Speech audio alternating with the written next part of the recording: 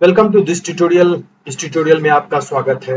हम इस ट्यूटोरियल में सीखेंगे अकाउंट्स के बारे में। अकाउंट्स एक्चुअली सबके लिए जरूरी है, चाहे आप बिजनेस करते हो या स्टूडेंट हो या कहीं जॉब कर रहे हो, डजेंट मैटर। अकाउंट्स का बेसिक सबको आना चाहिए। तो हम यहाँ कोशिश करेंगे कि आसान भाषा में आपको अकाउंट समझाए, जहाँ बहुत ज्यादा कुछ याद न रखना पड़े, बहुत ज्यादा लेंदी प्रोसेस में न जाए। तो सबसे पहले हम कोशिश करेंगे कि अकाउंट्स का ओवरव्यू दें, जिससे कि अकाउंट समझने में हमें सुविधा हो और अकाउंटेंसी को हम एक बेसिक लेवल पे एटलीस्ट समझ जाएं।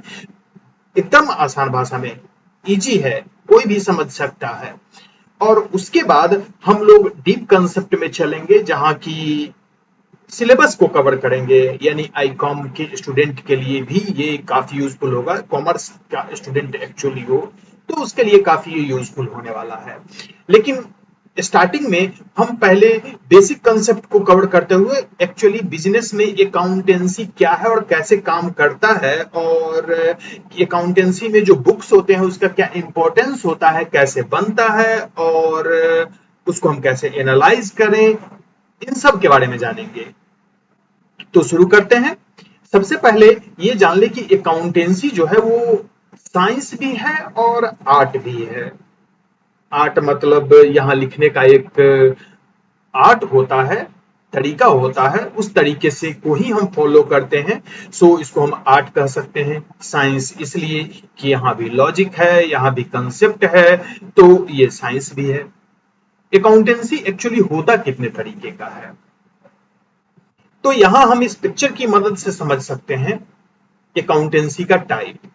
लेकिन हमें फिलहाल बाकी के अकाउंटेंसी पर्पस में नहीं जाना है। हम यहां पर फोकस करने वाले हैं फिनेंशियल अकाउंटेंसी के बारे में। यानी पैसे के संबंध में लेन देन से रिलेटेड जो अकाउंट्स हैंडल किया जाता है उसके बारे में कवर करेंगे।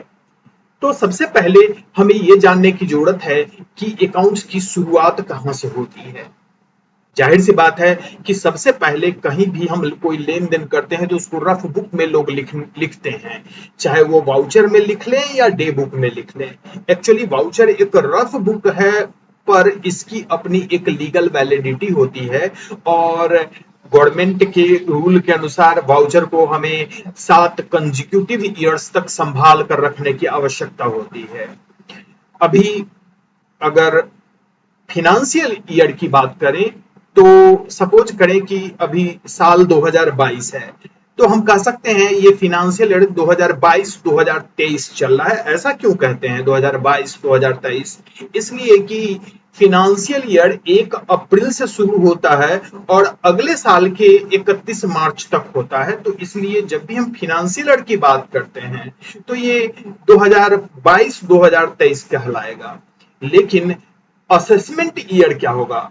असेसमेंट ईयर कहने का मतलब गवर्नमेंट इस ईयर के बुक्स को एसेस करेगी और उसके हिसाब से आपको टैक्स फाइल करने की फैसिलिटी देती है, जहां की आप अपने बिजनेस का इनकम, एक्सपेंस, लॉस ईटीसी आप गवर्नमेंट को बताते हैं और उसके आधार पर गवर्नमेंट को टैक्स पे करते हैं या नहीं करते हैं। तो अगर साल 21-22 है तो ये, सॉरी, साल 22-23 में अगर हम अकाउंटेंसी कर रहे हैं तो 22-23 के अकाउंट्स का डिटेल हमें 23-24 में सबमिट करना है। यानी इसका असेसमेंट ईयर 23-24 होगा। अब क्या होता है कि उसके बाद गवर्नमेंट उसको एनालाइज करती है, उसमें कोई प्रॉब्लम है तो आपको इंटीमेट करती है, इंफॉर्मेशन देती है।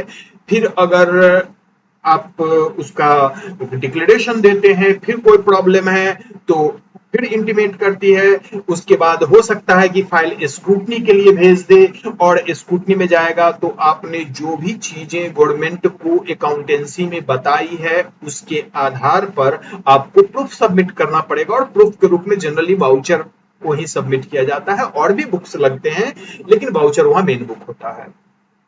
तो चूंकि अब जैसा हम समझ सकते हैं कि 22-23 का असेसमेंट ईयर 23-24 होगा, जहां की हम इसका रिटर्न फाइल करेंगे। और 23-24 के हो सकता है सेम ईयर में या लेट आपको अगर इंफॉर्मेशन मिलता है तो आप फिर समय मांग लेते हैं कि हमें समय दीजिए बुक्स प्रिपेयर करने के लिए, सारे सबूत जुटाने के लिए। तो 23-24, 24-25, 25-26 यहां तक चल जा सकता है। और तब जाके आप प्रूफ सबमिट करते हैं, फिर उसका क्लियरेंस आपको मिलता है।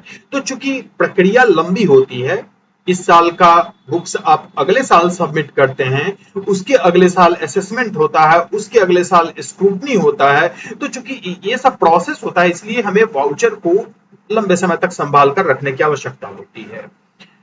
डे बुक भी ठीक वैसे ही है। डे बुक में भी हम डेली का ट्रांजेक्शन लेते हैं, इस आदमी को इतना दिया, डेबिट के कॉलम में लिखते हैं, इसको इतना दिया क्रेडिट के कॉलम में। ये अब डेबिट क्रेडिट एक्चुअली क्या है ये फिर हम देखेंगे, लेकिन हम डे बुक में डेली लिखते हैं। लास्ट में हम जोड़ते हैं कि आज इतना हमने पेमेंट किया, इतना रिसीव किया, तो इतना बैलेंस होना चाहिए। सेम बैलेंस अगले डे में कैरी ऑन हो जाता है और फिर वहां से हम अपना बुक्स स्टार्ट करते हैं।